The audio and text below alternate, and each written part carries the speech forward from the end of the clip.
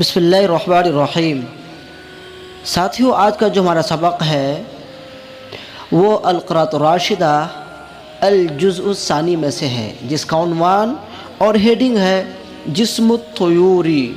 جسم جمع اجسام بامعنی جسم بدن، اور طیر جمع طیور بامعنی پرندہ۔ جسم الطیوری پرندوں کا جسم۔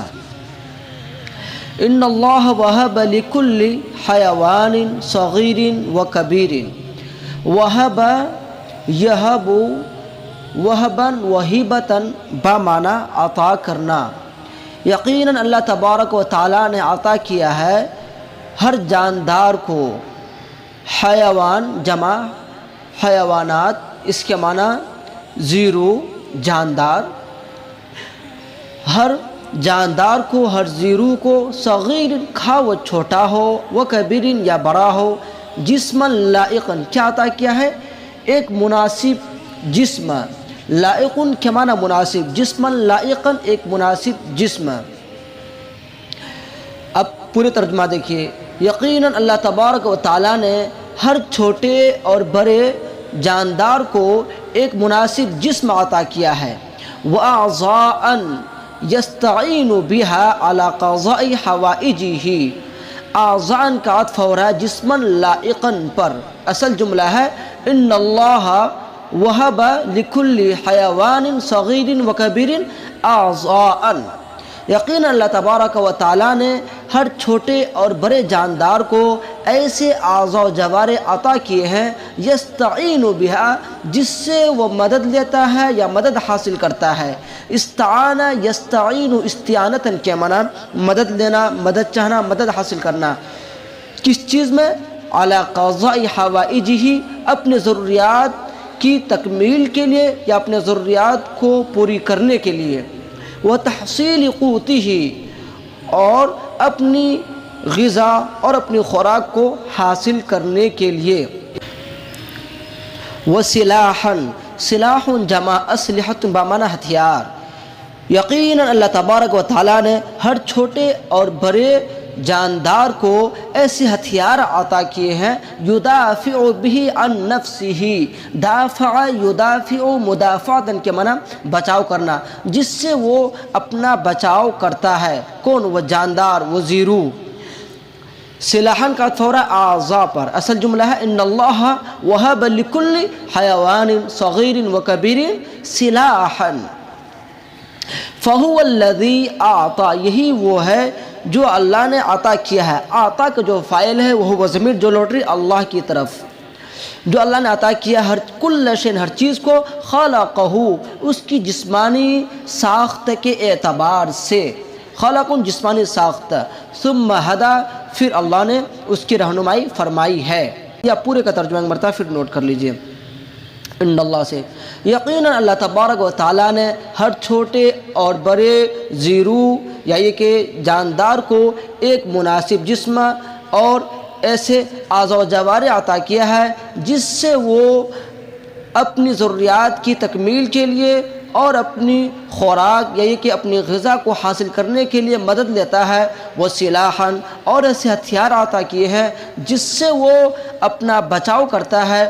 فہو الذی، یہی وہ چیز ہے جو اللہ نے ہر چیز کو اس کی جسمانی ساخت کے اعتبار سے عطا کیا ہے۔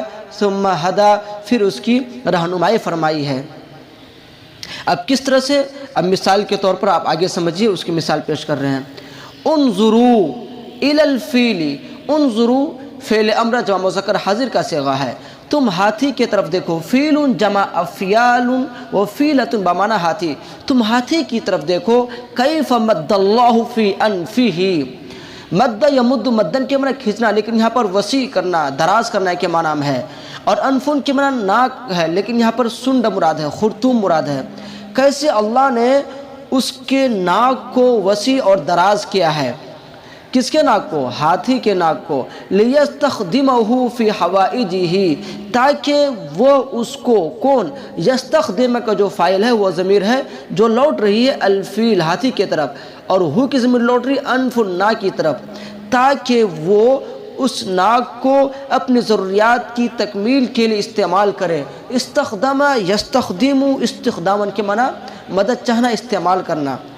وَيَتَنَاوَلَ بِهِ الطَّعَامَ وَالْمَاءَ، تناولا یتناول، تناولن کے معنی حاصل کرنا، کھانا کھانا، لیکن یہاں ترجمہ آپ کریں گے اور وہ اس کے ذریعے سے. تناولا کا جو فاعل الفیل ہے اور بھی میں حاکم ضمیر لوٹ رہی ہے انفن کی طرف، ناک کی طرف، سونڈ کی طرف، اور وہ ہاتھی اس سونڈ کے ذریعے سے کھانا کھاتا ہے اور پانی پیتا ہے.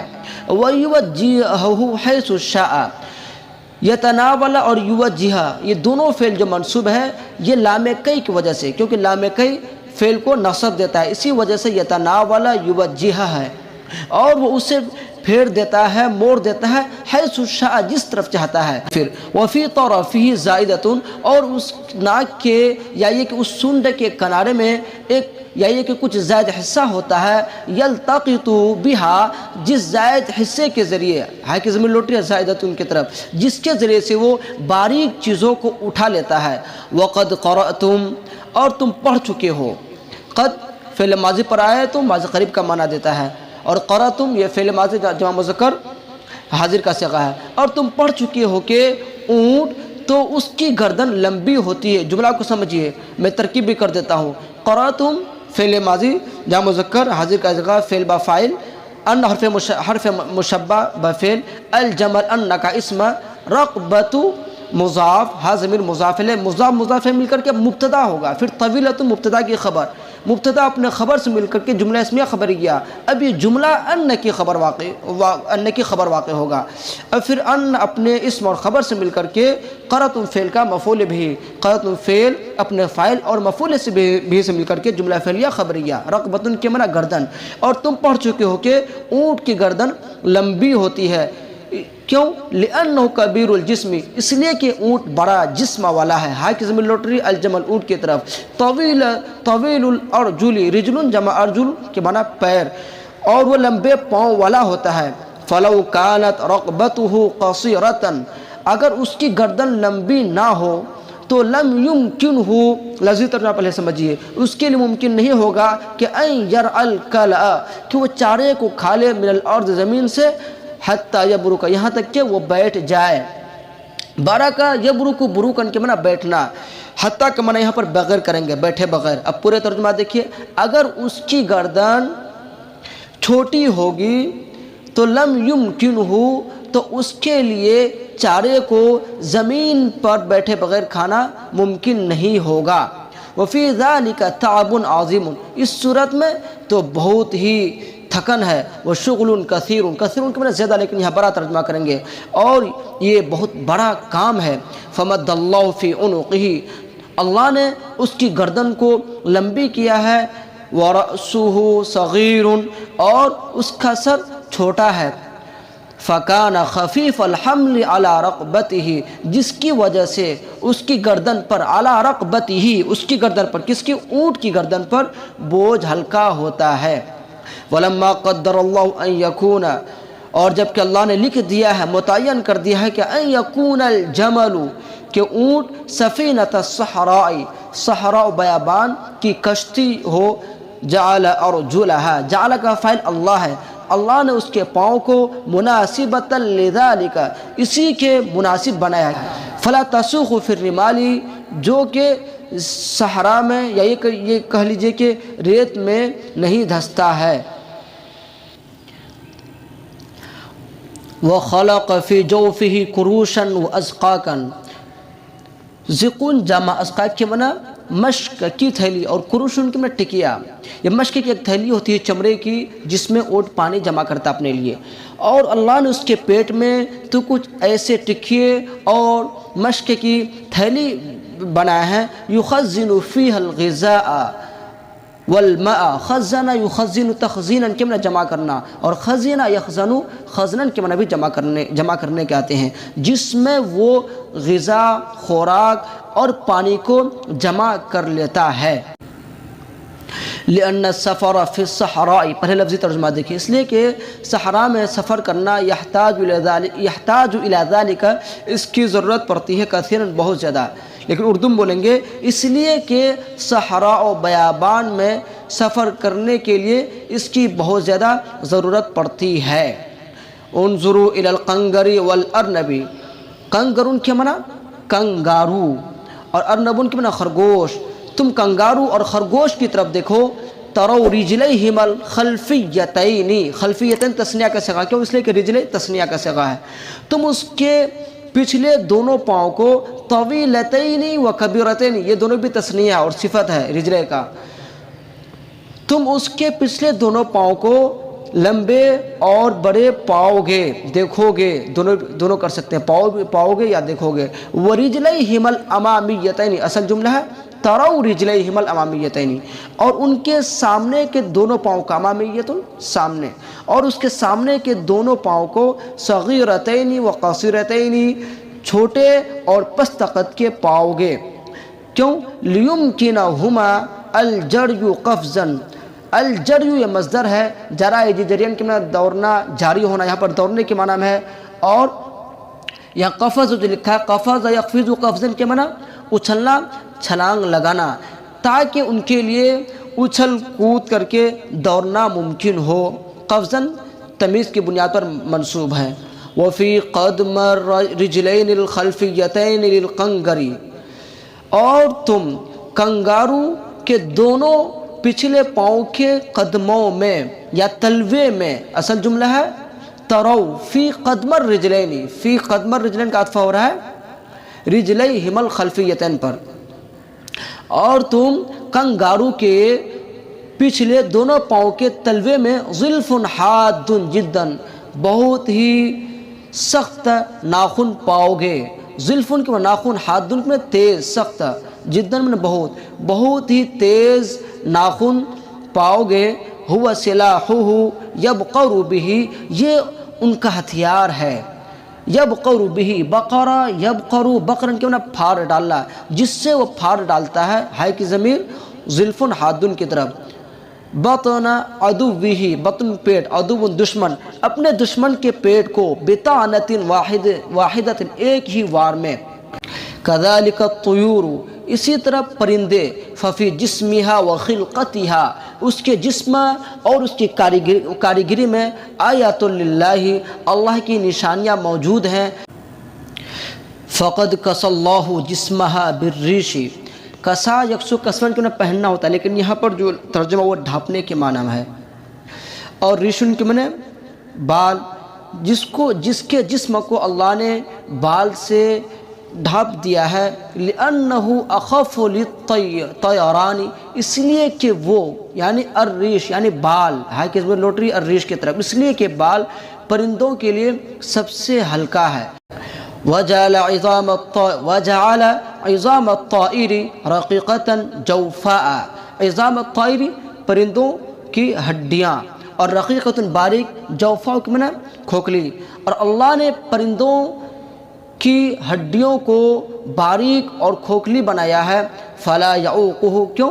فلا یعوقہ ثقل ریش، عاق یعوق، اوقن کے معنی رکاوٹ ڈالنا، ثقل ریش، ریش سے مراد یہاں پر پنکھ ہے، ثقل کے بوجھ، تاکہ پنکھ کا بوجھ اس کے لیے رکاوٹ نہ بنے۔ او جسم عن الطیران، اصل لفظ ہے فلا یعوقہ ثقل جسم عن الطیران، تاکہ پرندوں کے جسم کا بوجھ اس کے لیے رکاوٹ ثابت نہ ہو، کس کے لیے؟ پرندے کے لیے۔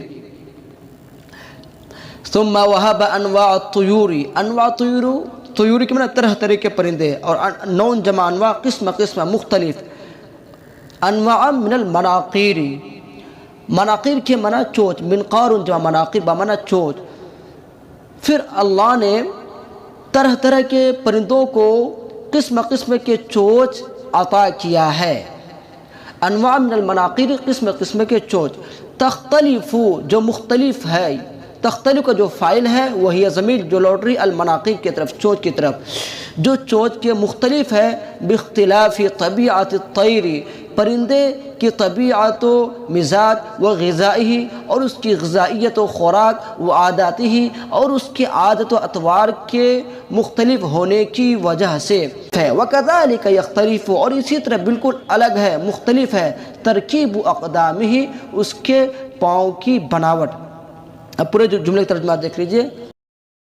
پھر اللہ نے طرح طرح کے پرندوں کو مختلف قسم کے چونچ عطا کیا ہے، جو چونچ کے پرندوں کی طبیعت و مزاج، اس کی غذائیت و خوراک اور اس کی عادت و اطوار کے مختلف اور الگ ہونے کی وجہ سے مختلف ہے۔ وَكَذَلِكَ يَخْتَلِفُ تَرْكِيبُ أَقْدَامِهِ اور اسی طرح اس کے پاؤں کی بناوٹ بھی بالکل علیحدہ اور جداگانہ ہے۔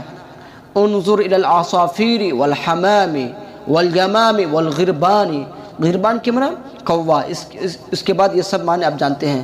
تم گورے، فاختہ، کبوتر اور لیست اجسامها عالیۃ ان کے جسم بلند نہیں ہوتے ہیں، بڑے نہیں ہوتے ہیں۔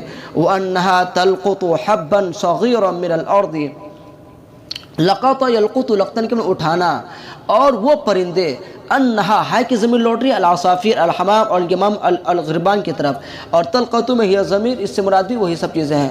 اور یہ پرندے زمین سے چھوٹے دانے کو بھی اٹھا لیتے ہیں۔ فلم تکن فی حاجۃ الی طول الاعناق، طول الاعناق کے معنی لمبی گردن، تو اسے لمبی گردن کی ضرورت نہیں پڑتی ہے۔ ومناقیرها مستقیمۃ وقصرۃ، منقار جمع مناقیر بمعنی چونچ، اور مستقیمۃ کے معنی بالکل سیدھی، اور قصرۃ کے معنی معمولی پستقت، اور ان کی چونچ تو بالکل سیدھی اور پستقت ہوتی ہے، یعنی معمولی ہوتی ہے، چھوٹی ہوتی ہیں۔ تعینها، تعین کا جو فاعل ہے وہی ضمیر جو لوٹ رہی مناقیر، چونچ کی طرف، جو چونچ ان کی مدد کرتی ہے فی حاجاتها، لفظی ترجمہ اس کے ضروریات میں، یعنی اس کی ضروریات کی تکمیل میں، اور اس کی چونچ سیدھی اور چھوٹی ہوتی ہے، جو چونچ ان کی مدد کرتی ہے ان کی ضروریات کی تکمیل میں۔ یہ سبق لمبا ہے، یہیں پہ مکمل کرتے ہیں انشاءاللہ، پھر کل انظر الی الطیور سے پڑھیں گے۔